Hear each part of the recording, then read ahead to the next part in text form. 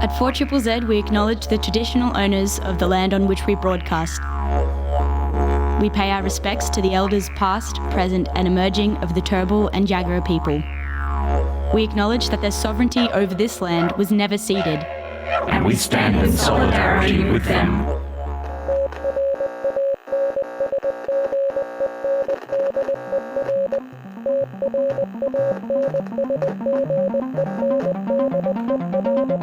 You're listening to Transmission on 4ZZZ, amplifying the trans and gender non-conforming voices of Brisbane and beyond. Hello, me engine. You're listening to Transmission on 4ZZZ. My name is Ez. I use he, him pronouns. I'm returning from 2 weeks of flu hiatus. It was rough, family. I really thought that my body could overcome without assistance, but I ended up on antibiotics because, yay. So yeah, that's what happened. But I'm back. I'm back after missing my 30th birthday. And big sound and sounds like community radio. Well and truly felt defeated, but it's all right because I've come back. I've had a metamorphosis. Here I am. And ready to bring you the latest in what's been going on in the trans community, what's coming up in the trans community. It's Pride Month. Be proud, be loud, be in spring. It's a beautiful time of year. Just really chuffed to be back in the hot seat. I'm a little nervous. I spent 2 weeks away and I'm like, how do buttons work again? So you may hear some fun things, so slash mistakes. But that keeps community radio earnest, you know? This is just like a charm that all of a sudden you hear clunks and clinks and people talking over music without the mics off. That's community radio. It's all the feels. But yeah, this episode Transmission, aside from me talking about myself, we've got a special guest who's in the studio. The mic's off right now, but don't worry, you'll be able to listen to him shortly. Artemis is in. Artemis V. I'm assuming it's V, right? It's not 5. Oh, Artemis 5? I don't know. We'll confirm soon. I'm just getting nods, so I think it's all correct. We'll be having a chat with him a bit later on. But first up, we're going to go through quite a large number of events that are on this weekend. All the events that I mentioned on Transmission are always trans and GNC inclusive and friendly spaces, and they have said so. Or I myself or the Transmission team have attended these events and have gone, this is a really great space for trans community members. They should know about it. Let's talk about it on air. So yeah, it's a combination of that as well as it's Pride Month, so there's a lot going on. So let's start off with Friday, the 22nd of September at 7:30 p.m. I got a message from the one and only, the true goddess, Navi Karan. She sent me a message saying that she's going to be in town, which is at Billy Brown Theatre on Friday for Club Underground, Dij and Goddess Navi Karan. So its price is $25 for adult and it's $20 for community and concession tickets. So let's have a read here. Welcome to Club Underground, where we fuse underground club culture and accessible dance party and culturally rich atmosphere onto one open dance floor. Join Cairns-based Deaf Indigenous Dance Group, or DIG, as they take centre stage celebrating and sharing Deaf Indigenous culture and dance. Fresh from Laura Kwan Indigenous Dance Festival, Sydney Deaf Festival and Brisbane Deaf Festival, DIG promises an unmissable 30-minute dance extravaganza. There's even an opportunity to get up on stage and learn shake a leg alongside the dancers. So yeah, that's great. Grab your dancing shoes, dress to impress, and don your most comfortable glam attire because this night promises to be an unforgettable celebration of music and dance. So keen to see Navi. If you know Navi Karan, around this time last year, she had a performance called Brown Church as part of the Brisbane Festival. It was absolutely unreal. We miss her dearly here in Mianjin. She's now based in Nam, but don't worry, we'll get her back eventually. Hope she's listening.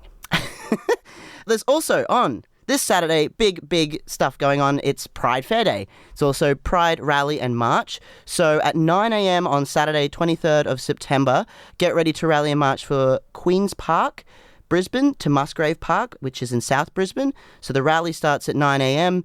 The speeches are at 9:30, and then at 10 a.m. we're going to all march across the Victoria Bridge, turn left onto Grey Street, right onto Glenegg Street, and into Musgrave Park. From there will be Brisbane Pride Fair, which is very corporate, full of cops and crap. So we're going to go to Sapphics Pride Party 2023, which is located in the End, in West End, which is Saturday, 23rd of September, from 1 p.m, which is completely free entry. So Sapphics are putting this on in response to the really corporate pride. So this is a community pride.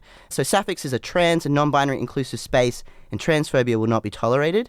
The accessibility for the end, there are a couple of steps from the street into the venue and a step from the bar area to the seating, dance floor and toilets. There is no accessible toilet, unfortunately. However, there is also another event that's also run by, well, I know that it's run by very cool queer folk, and it's called Love Notes, and it's going to be at the Cave Inn in Wollongabba, and that'll be starting at 3:30 p.m, and that will run till quite late, about 10:30 at night. It's $10 on the door, or pay what you can, with all the proceeds going to the performers for the day. So the Cave Inn proudly presents some of Meanjin's best and brightest LGBTQA+ original artists for the first installment of Love Notes, which is a Pride Fair After Party edition. So you've got Half Sesh, as well as Erin McNabb, Christy Apps, Daylight Ghosts, and then there's also, the stage is going to be open for some emerging artists, so you can actually directly message the Cave Inn with interest if you'd like to perform. So yeah, check out the Cave Inn's Facebook page. That's a great way to contact them. The Cave Inn is openly and loudly an LGBT inclusive space with zero tolerance for any phobics of any kind. So yeah, the venue is also partially accessible. There's an upstairs bathroom. They acknowledge that this isn't ideal and they're working to improve this outcome. So if you'd like to know more about that, you can contact them about accessibility. Also, later in the evening on Saturday, if you haven't already partied out and been proud enough, you've got Shandy's Pride 2023 at Black Bear Lodge at 9 p.m, Saturday, 23rd September. The entry is free on the door, but that's before 10:30 p.m. It's $15 after that. But as always, there's free entry for Indigenous, so Aboriginal and Torres Strait Islander people, and trans women, femme queens of colour. And they say that we will do what we can to accommodate and welcome anyone with low to no income who wants to party. So shoot Shandy a message on Facebook or Instagram and they'll see if they can work something out for you. As the temperature rises and the sweat begins to drop, it's time once again for Meanjin's annual Brisbane Pride Festival. And Shandy has decided to mark the occasion with their first ever Pride celebration. It's time to don your gayest apparel and start hydrating because you're invited to queer dance party celebrating Pride in Meanjin. They've got DJ Nejmia. If you don't know DJ Nej, they're from I Spy on 4ZZZ. I just love Nej. So you got Nej, you got Magatron, Sweaty Baby, plus an extra special secret guest, which they haven't revealed yet. In terms of accessibility, unfortunately, the venue is not wheelchair accessible as it can only be accessed by a staircase. Strobe lights are not being used during the event, however, lights may occasionally move at a fast speed.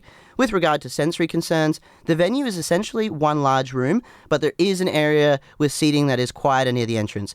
If you have any further questions about accessibility and something that, find things suitable to your needs, you can also contact Shandy on their social media. All these organizations, all these groups of people putting on these amazing events would totally happily accommodate you. So, yeah, contact them if you would like. Oh, there's also, just last minute, I got another event, which is on the Sunday. I'm just going to open it up. Okay, so there's Black Queer Still Here Storytelling and Community Barbecue, which is on Sunday, the 24th of September at 11 a.m. till 1 p.m. So if you're looking for a hangover cure or some community to hang out with, especially if you mob, this is the blackest, queerest barbecue you've been waiting for is here. Black Queer Still Here is bringing together community to celebrate and support our trans and queer black kids. We have an unforgettable lineup of black and queer speakers, sharing stories, thinking and feeling on black queerness, sovereignty and the colony. Storytelling will be followed up by a barbecue, vegan options are available, and creating a collective art piece with the crew from Inala Wangara. So yeah, 11 a.m. on Sunday at Raymond Park in Kangaroo Point, which is near the playground at the corner of Rollins and Sinclair Street, and this is completely free. So yeah, head on down on Sunday for that. Woo! So many events going on, Pride Month, it's wild time. I'm enjoying it. I'm glad to be back in full health.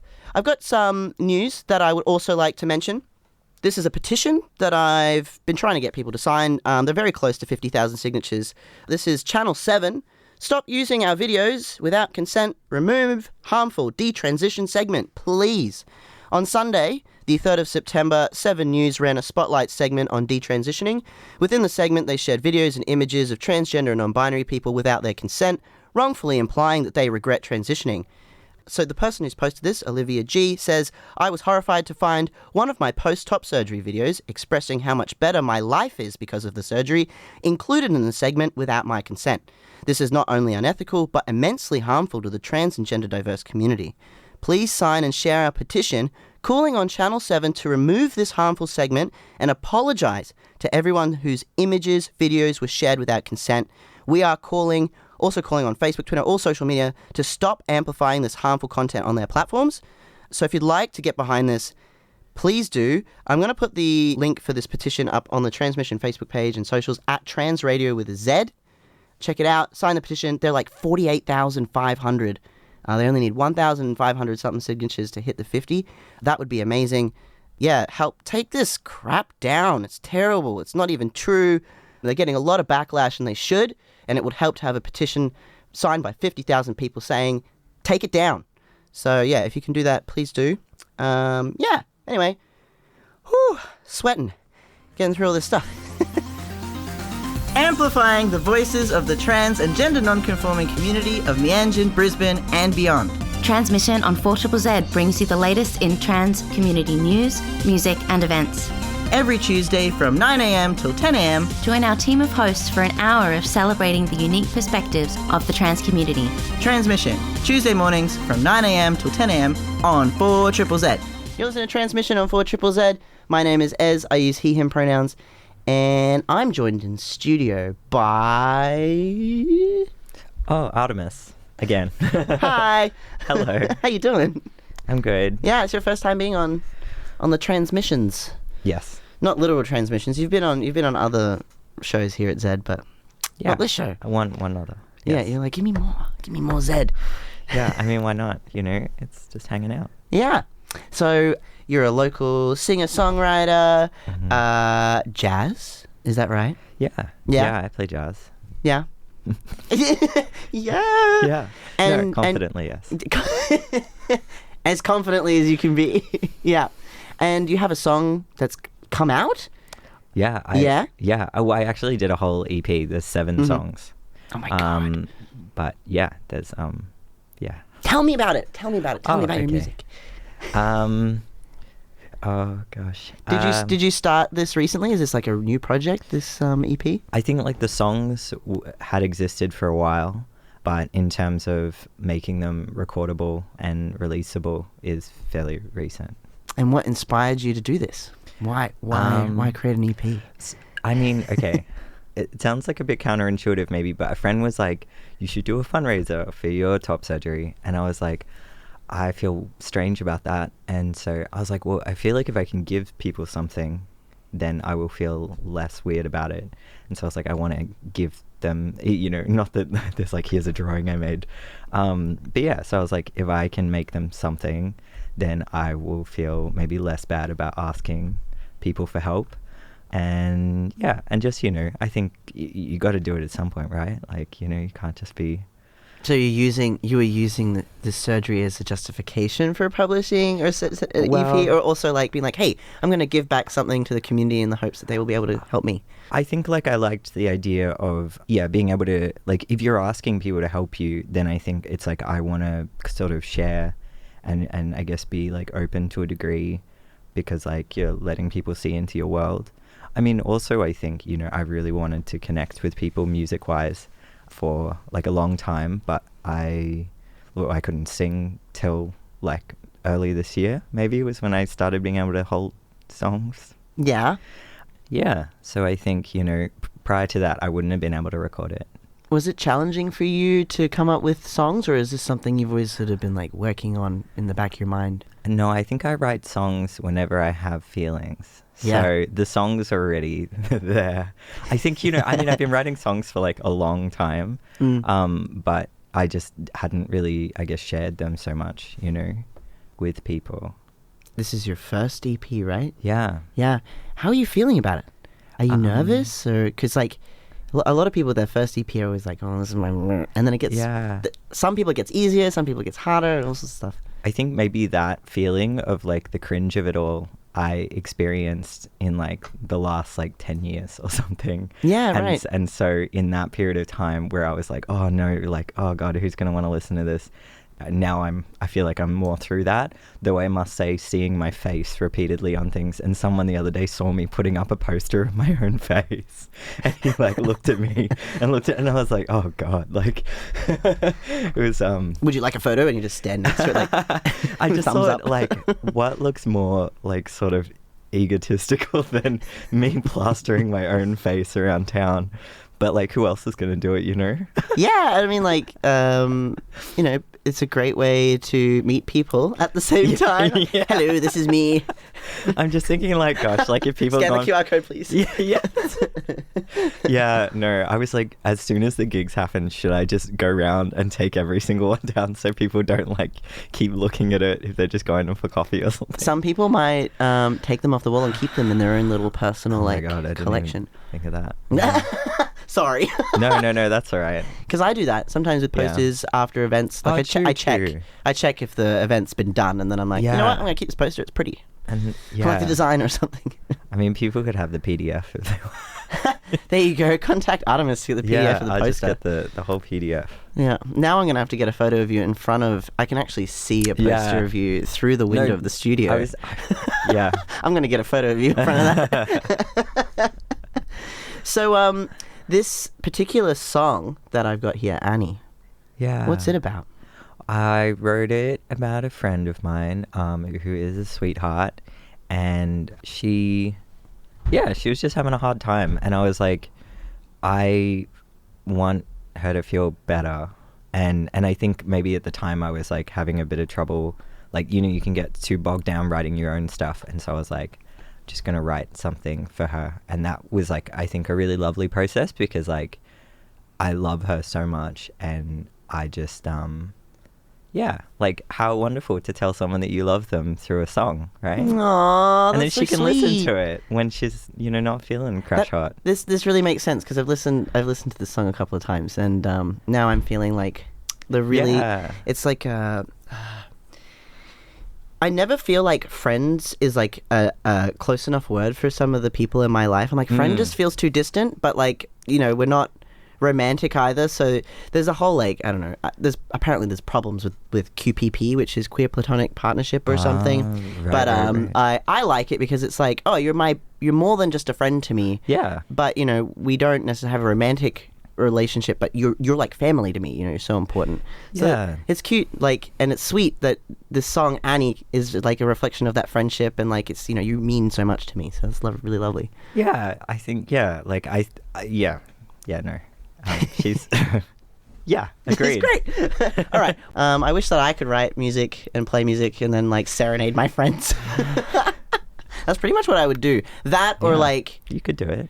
probably like I also really want to do like passive aggressive punk music as well, maybe. Okay. I don't know. Passive aggressive. You punk. know, being like patronizing people who have issues with gender. That'd be really fun. Okay. Yeah, well, in the form of music. yeah.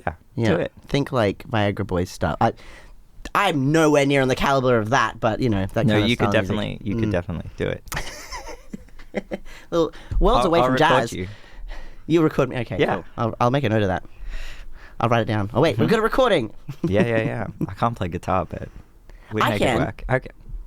A little bit. It's all right. Yeah. Okay, good enough, you know. And the beginnings of trans punk band Yeah. have I can sense it. Just gonna get a drummer, that's easy, right? There's Yeah, loads of drummers absolutely. out I there. live with one. Oh, cool. I was being sarcastic. Most people are like, I can't find a drummer for my band. Help. So I don't know that they would be, but yeah. we'll plan more off air. Artemis and I were chatting about what inspires him. Is it he, him Yeah. pronouns? Yeah. Yeah. And That is okay. they's good too. He and they. Yeah. Sweet. How about you? I'm he, him. He, Okay. him. I was just thinking about pronouns recently. I mean, I think about them all the time. Which is really depressing. It takes up so much space in my brain. Not in a Yeah. derogatory way or anything like that. Just that there are things that we live with all the time, pronouns as trans people, and it can be really hard navigating spaces when people don't know how to respect them or ask about them, or people just assume and stuff like that. And you're relatively early through your transition? Yes? No? Yeah. Yeah? I mean, I would say so. Like, what? Like, it's under 2 years. I feel like that's, like, I'm still growing. Yeah. Still growing. Yeah. Like, do you know what I mean? Yeah. I'm in that stage where people are like, how old is this man? I've been hit on by like 20-year-olds, and then I'm like, sorry, I'm like really old. I'm not interested, thanks. yeah, no, I think it's a strange space to be in, and especially like depending on your sexuality prior to it's it's a little bit, you know, for me, before presenting as a woman, women were not generally paying me much attention. I don't think, not that they are now, but nothing's changed. But I feel like, you know, maybe there's more potential for that than there was. So it's really interesting talking to people about like what stage of transition they're in and how they feel about gender and what's going on, because what I thought at the very early stages of my transition is like so different from like 2 years in now. And like what I was expecting to happen, a lot of it didn't happen, or a lot of it stayed the same, or really it was my perception of the world that changed. It's interesting when you, I don't know, gender is such a complete and utter illusion, really. It's just a hormone that separates this whole binary construct. It's just bizarre. I mean, it's social norms. Sort of. It's bred into the culture, not necessarily that it exists in nature, if that makes sense. We've definitely done weird things as humans. It's definitely a colonial import as well. It's not, I don't know, talk to First Nations and they're like, yeah, we got like 10 genders. You want to check them out? Yeah, that's especially in North America. I know there's a few different communities out there with different constructs of gender. Do you think that gender plays a role in your music making and how you write? That is a good question. I think for a long time I did not think about gender a whole lot. So I didn't know what trans was till I got to uni. So I just knew that I didn't feel super comfortable. And I guess that's maybe reflected in like my feelings and the way that I would write about my experiences. So yeah, I think I'm still in a stage where I don't really know how much is attributable to sort of like gender dysphoria or euphoria. Like I feel the same way about like, say, getting top surgery. I think it's almost like I did the thing where I was like, I'm just going to put this out of my mind. And like, if you can't change it, then, you know, like it just is what it is. And so I was just living my life. And then I think also with sexuality, you know, it's like the pipeline, you know, where you're like, who am I attracted to? And then you're like, gender? Do I even know her? Yeah. So it's like, yeah. So I think, you know, like obviously it's like intrinsic to my experiences, but I don't think I like passed out what each thing was for me. Yeah. Wow. It's like, it's interesting too, I guess, with like the timeline. This is your first EP coming out. And you've only recently started your journey through gender. Yeah, well, I think it's... So do you think there's a correlation? Oh, yeah. No, like a friend of mine was saying that it seems like I'm like doing better.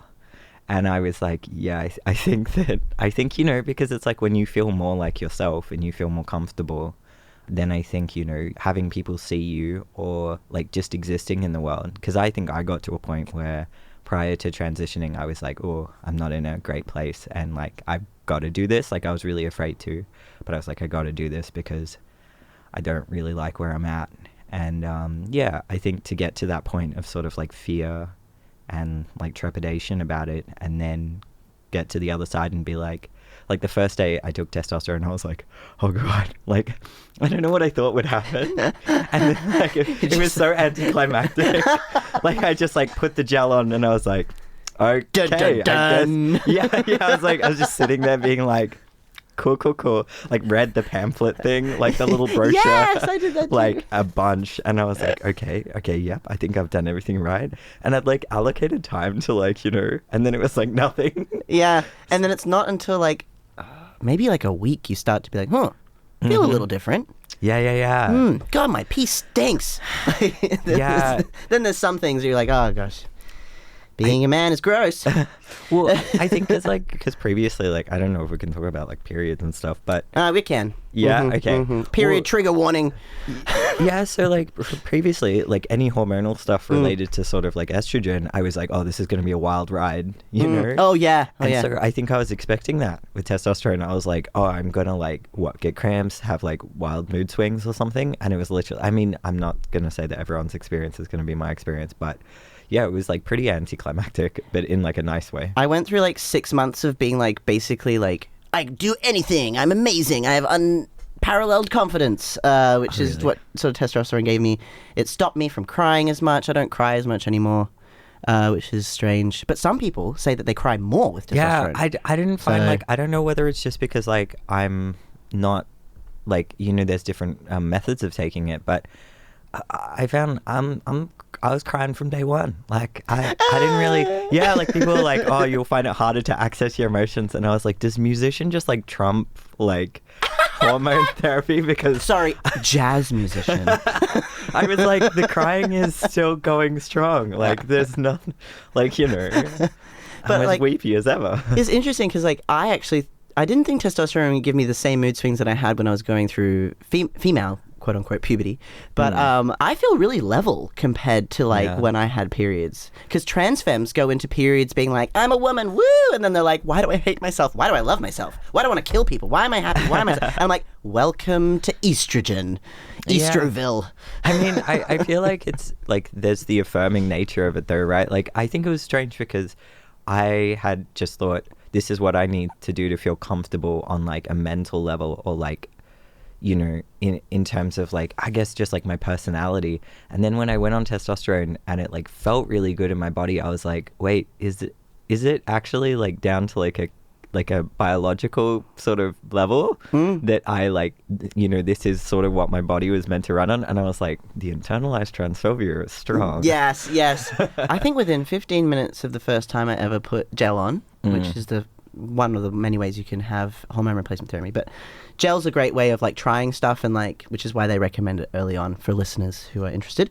But after about 15 minutes of putting the gel on, I just felt this wave of calm I'd never felt in my entire life. I finally felt like whatever is in my body now, because the gel is very fast acting, and so within about 15 minutes, as much as I didn't have any noticeable changes or like necessarily feel that different, I psychologically felt like a calm. I think it's very affirming, right? And then the idea that like even when like I went and got the thing and was like, okay, so I've been approved and I, you know, I can go ahead with this, that even already was like, oh my God, like, yeah, it was such a thing. When the first time I saw a doctor about what I was going through, and this GP, such a lovely GP, still my doctor now, he said, I would like you to know that I'm pretty sure that you have gender dysphoria.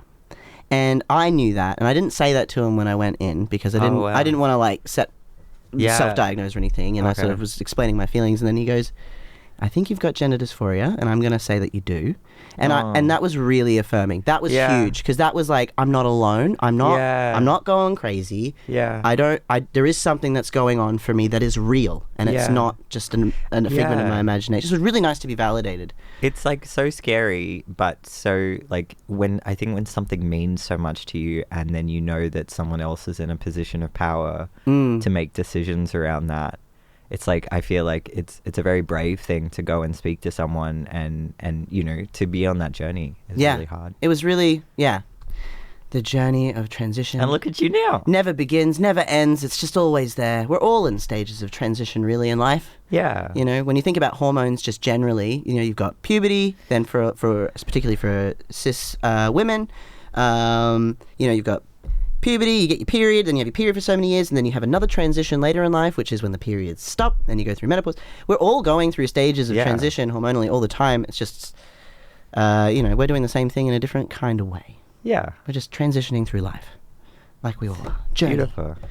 Thank you so much for hanging out, Artemis. Oh, no, it's my pleasure. Yeah, we'll keep hanging out. We'll get you back in at some point. It's spring, and the birds and the bees are doing their thing. Every year, scores of baby birds are taken to vets or the RSPCA's Queensland Wildlife Hospital, when in fact, they should have been left where they were. So, do you know what to do if you find a lost baby bird out of its nest? Well, I'm going to tell you. If the baby bird only has fluffy down, it's a nestling and needs help straight away because it can't keep itself warm.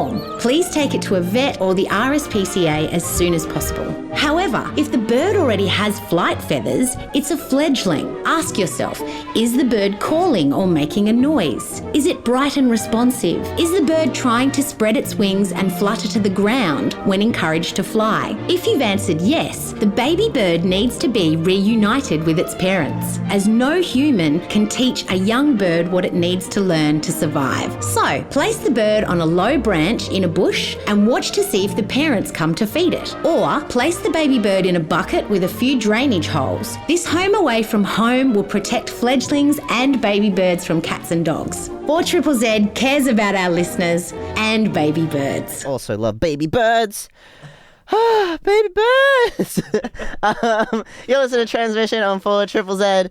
My name is Ez. I use he, him pronouns. I wanted to play that baby bird spot because recently Kai and I were in a car. We went out, I don't know, probably doing a lesbian thing like IKEA or something. And then we were driving home, and in the middle of like Gympie Road, there was a lorikeet just sitting in the middle of the road. Cars were avoiding it, but, you know, Gympie Road, if you're familiar with that road, it's a busy highway, and the speed limit there was about 70 kilometers, so it was pretty fast. We pulled over somewhere, and Kai ran out and collected the bird, and we were like, oh, what do we do? And then the bird started getting real frisky, and bit Kai on the hand, and then we let the lorikeet go, and it flew away. It was totally fine. We figured it may have been hit or something and just a bit dazed, but it was fine. So yeah, we like birds. We saved a bird / just picked up a bird and Kai got bit and it flew away. I don't know. It's all perspective, but we tried to do a good thing. So yeah, we like baby birds. It wasn't a baby though. It was definitely an adult lorikeet. Anywho, Transmission, definitely not your show necessarily for bird and wildlife. That would be Eco Radio, which is on a Wednesday. But Transmission, all about amplifying the voices of the trans community in Meanjin and beyond. And I hope you've been enjoying today's episode. Yeah, thank you so much for tuning in, Transmission. We will see you next week. Bye! Thank you so much for listening to Transmission. See you next Tuesday, 9 to 10 a.m. on 4ZZZ.